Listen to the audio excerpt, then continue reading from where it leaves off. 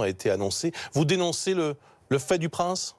Oui, bien sûr, les oppositions ont raison, on récompense la révérence plutôt que la compétence. Les exemples cités par Benjamin Griveaux n'ont pas du tout la même portée que monsieur Besson. Jean-Christophe Ruffin, Daniel Rondeau, Olivier Poivre d'Arvor ont écrit sur le monde, ont eu une implication sur le monde. Là, on a quelqu'un dont le seul fait d'armes est d'avoir fait un essai, plus qu'un roman, louangeur sur le président de la République actuelle. Mais surtout, plus profondément, et d'une certaine manière, il y avait ça derrière l'affaire Benalla. Rappelez-vous, et nous, journalistes, nous sommes sans préjugés. Nous regardons les promesses, et c'est ce que nous avons fait avec M. Macron. Et M. Macron, au-delà de sa politique sociale et économique, avait dit « Je ferai une révolution démocratique profonde ». Le résultat des courses, contrairement à ce qu'il dit dans sa réaction, il a lui-même accentué le côté monarchique de cette présidence française. Ce décret du 3 août n'est pas anodin. Vous savez, il y avait déjà, du temps de François Mitterrand, une extension à 148 postes, en dehors des directeurs d'administration centrale, des ambassadeurs, de tout ce que nomme déjà traditionnellement un président, 148 postes discrétionnaires. Ils y ajoutent 22. 170 postes dans tous les secteurs de la société sont à la discrétion du président, sans aucun contrôle. C'est une république monarchique et ce clientélisme, M. Macron ne fait que l'accentuer. Au sujet de Philippe Besson, au fond, est-ce si choquant? C'est un écrivain, un intellectuel qui écrit des livres depuis 15 ou 20 ans. Il va représenter la France à Los Angeles. Pourquoi pas lui? Mais il y a beaucoup de diplomates qui sont dans des placards, sont en attente d'activité. Vous savez, ce clientélisme a eu lieu avec M. Martinon sous Nicolas Sarkozy. Il avait loupé la mairie de Neuilly-sur-Seine. Nicolas Sarkozy lui a donné le consulat général, mais en l'occurrence à Los Angeles. Mais en l'occurrence, M. Martinon, il était énarque et son port d'attache était le Quai d'Orsay. Je crois qu'il est très malsain d'avoir un président qui, au fond, s'attaque à l'État, s'attaque à la dignité de la haute fonction publique, au lieu de la tirer vers le haut. Mais bien sûr, il n'arrête pas de dire, mais attendez, tout ça tombe. Quand même, regardons la séquence. Ouais. Nous avons l'événement Nicolas Hulot, mardi, qui montre comment le fossé entre les attentes de la société et cette présidence se creuse. Et le lendemain, ce sont des faits anecdotiques. Vous avez cet épisode Besson et vous avez la phrase sur les Gaulois réfractaires au changement. Un président qui critique son propre peuple comme s'il n'en était pas et qui, en même temps, considère que l'État qu'il a à sa main est un État dont il se méfie. N'oubliez pas qu'il y a eu l'épisode Benalla, tout le monde l'a compris. Au fond, un président dit « la police, j'en ai peur.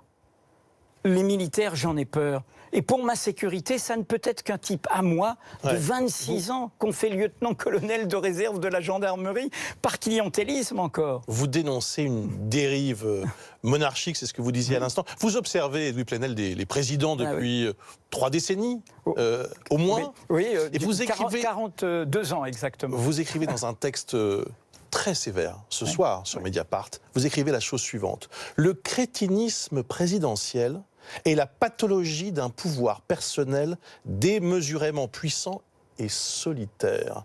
Le crétinisme. Alors, vous assumez cet excès de langage? Ce n'est pas ceux qui liront l'article verront qu'il y a une référence sur un vieux débat et une vieille expression qui est le crétinisme parlementaire. C'est-à-dire comment... Non, mais je vous explique comment un monde politique peut à un moment être dans sa bulle. Alors, j'ai volontairement assumé cette provocation. Pourquoi? Parce que ce qui me fascine chez tous ces présidents, quand ils sont en campagne, ils sont plus intelligents. Ils critiquent le présidentialisme, ils critiquent tous ces pièges, ils disent tout ce qui va leur arriver. Ils ont vu, ils ont lu, y compris nos livres, nos enquêtes, les pardons des présidents précédents. Et puis quand ils arrivent, je suis désolé, mais ils deviennent bêtes. C'est-à-dire que tout d'un coup, ils cèdent au mirage de ce pouvoir solitaire. Quand même, dans un monde compliqué comme le nôtre, dans des sociétés informées, le pouvoir d'un seul pourrait remplacer la volonté de tous. On est intelligent à plusieurs. Regardez comment... C'est la Constitution aussi, et du Plenel, qui donne aussi ce pouvoir qu'on peut juger démesuré. Mais moi, je suis constant sur mon point de vue. C'est que cette Constitution appelle un type d'homme exceptionnel. Et justement, c'est une Constitution d'exception. non, ce n'est pas une constitution normale. Et justement, elle nous affaiblit. Les dangers du présidentialisme. Il y a un présidentialisme un peu plus équilibré aux États-Unis. Mais vous avez vu ce qu'il peut donner avec M. Trump? En clair, nous ne pouvons pas, dans le monde compliqué qui est le nôtre, confier notre sort collectif à un sauveur suprême quel qu'il soit, à un homme providentiel quel qu'il soit. M. Macron avait fait la promesse de changer cela. Son échec principal, en dehors de sa politique économique et sociale, c'est celui-là. Encore une fois, tous les gens de bonne volonté qui ont dit « Ok, face à l'extrême droite, je vote Macron. Je suis prêt à aller y voir.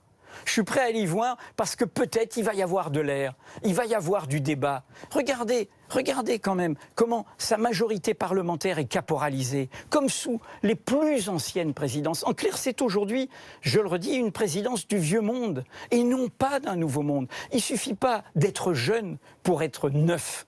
Et en l'occurrence, il y a quelque chose, et je l'explique dans mon article, dont vous prenez la chute, qui est une image forte, mais c'est une présidence, en effet, qui est dans une culture d'ancien régime, une culture de privilèges. Une des affaires sorties par Mediapart cet été, et qui va continuer, vous savez, c'est l'affaire Keller. C'est quand même le numéro 2 de l'Élysée, qui est pris dans un conflit d'intérêts immense entre les intérêts financiers et économiques de sa famille et les responsabilités qu'il a eues quand il était au ministère des Finances. Donc il y a un appel à une nouveauté démocratique qui était présent, comme il a été présent dans d'autres élections. Et aujourd'hui, cette présidence, elle est rattrapée par le fait de ne pas y avoir répondu.